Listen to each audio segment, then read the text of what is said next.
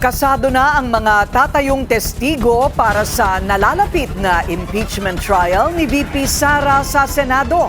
Yan ang agenda report ni Isaiah Mirafuentes ng Abante. Umasa pa rin ang House Prosecution Team na sasagot si Vice President Sara Duterte sa writ of summons mula sa impeachment court. Ito ay kahit 3 araw na lang ang natitira para sumagot ang bise. What we hope will happen is that sasagutin niya mismo yung mga charges laban na sa kanya. Kasi yung prosesong ito ay dumaan na sa Committee on Justice. At nakita naman natin lahat na talagang meron na isalang na ebidensya. Sa ngayon, almost ready na raw ang House prosecutors. At ayon sa lead prosecutor na si House Justice Committee Chair Jervy Luistro, aabot sa 25 ang magsisilbing witness para sa 4 na articles of impeachment.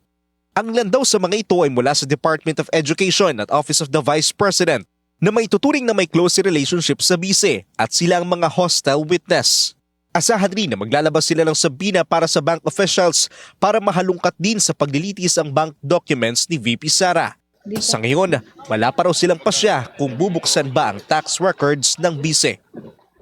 Samantala, ginit naman ang mga miyembro ng prosekusyon na hindi sila nangangamba kahit pa mukhang dihado sila sa bilang sa Senado para mapatalsik si VP Sara. Ang mahalaga raw para sa kanila ay ginawa nila ang kanilang mandato na maging representative of the people. Para sa agenda, Isaiah Mirafuentes, Abante.